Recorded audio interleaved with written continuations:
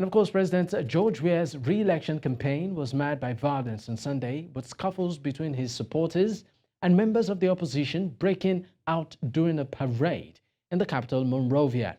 Supporters of former football star Weah's political group, the Coalition for Democratic Change, CDC, and members from the opposition, ALCOP, were dispersed by police officials who fired tear gas at them as they clashed, throwing stones at each other.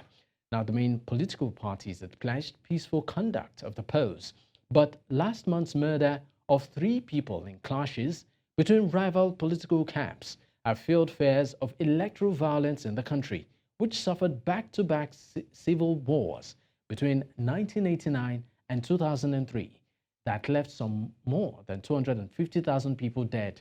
And peace and development have been listed among voters' top priorities before they head to the first round of voting on Tuesday. Now, joining me on the news to discuss this further is Professor Adam M. Kyne. He is, of course, an international human rights advocate. He joins from Liberia's capital, Monrovia. Thank you so much for your time. Thank you. Thank you. I'm appreciative for this opportunity to share on the side of this continent, all right, especially where I am. Great. Now, Professor Kyne, Liberia's population is over 5.1 million, and over 2.4 million citizens are set to vote during, of course, the elections. Now, this, of course, is below average in terms of the population ratio. Is that a good number, of people to decide, the eventual result of this particular election? I think I will say yes, because those are the very people who exercise their political and rights to register for this year election. And so those are the numbers we have on the book. And so the anticipation is that the number we have will be used as a medium to draw our conclusion on who wins the election. So I think that's what we have on the book. Those that have registered so far. Now, we've, of course, observed a scuffle between supporters of President George Weah and members of the opposition during political campaigns, particularly in the capital, Monrovia. What does this signal, as regards the election day, which, of course, is just around the corner?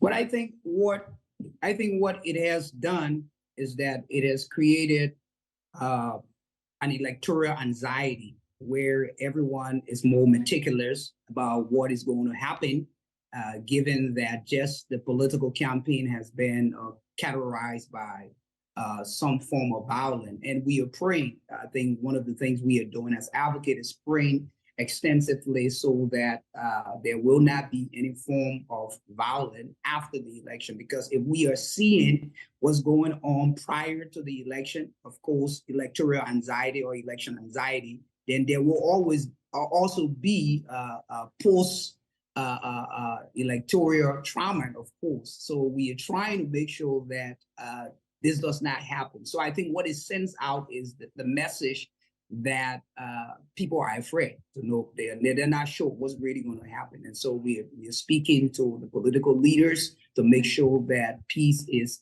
secure and preserved, because I think we have enjoyed peace over the past years and we want to maintain that. Now, let's talk about the 2 main challenges. Of course, we used to be allies, but right now are also running for the top job. Do you think, what are their chances at the polls?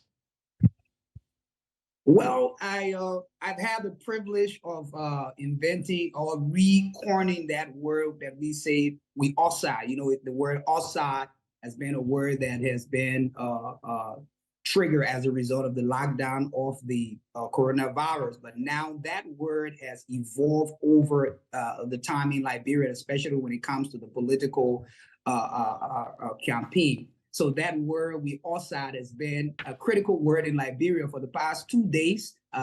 Yesterday and on Saturday, 2 political rivalry came out. We outside, like the word again. So the entire street full, everything disrupted, traffic jam and everything.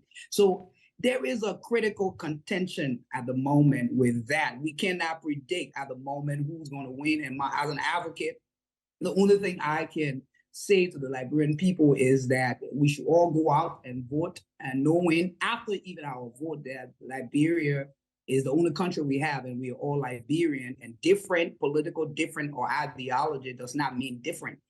So we should definitely be mindful of that, that different does not mean deficient, that after the political election, there will be a need for reconciliation and the need to bring back the country together. But again, like I said, the Liberian people were outside for 2 days, and that was something to see. And we just hoping it's just something that you cannot predict. I'm not a soothsayer at the moment to predict.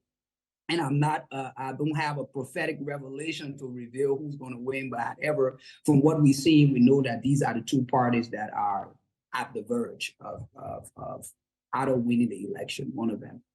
All right, now let's talk about the president himself, George Weah. I mean, looking at his scorecard in terms of the economy and also security. I mean, you talked about COVID-19 and all of that. Let's talk about his chances also at the polls. And what do you think that Liberians need right now? What is that top priority? Any leader or any person that is elected should hit the ground running, solving once elected as president. Please, in 30 seconds. Well, I think the first thing that the president who will win this election will have to do is to create a sense of reconciliation and unity among the Liberian people, because these political campaigns have created a lot of animosity between both parties. I think we can see that through the violence that have been perpetrated in recent, just yesterday. So I think that would be the first thing, is to bring the country together, that he or she is not ruling as a partisan, but now the president of the Republic of Liberia for everybody, the opposition party and whatever party that wins. So if George Weah wins, then of course he would be the president for everyone. If Joseph Yema Boycott wins, he would be the president for everyone. I think that's the priority, so that we can maintain the peace in Liberia. So that would be the first thing on the list, to reconcile the country and unify us, so that we would not have this animosity amongst us. All right, thank you so much for your time. Thank you.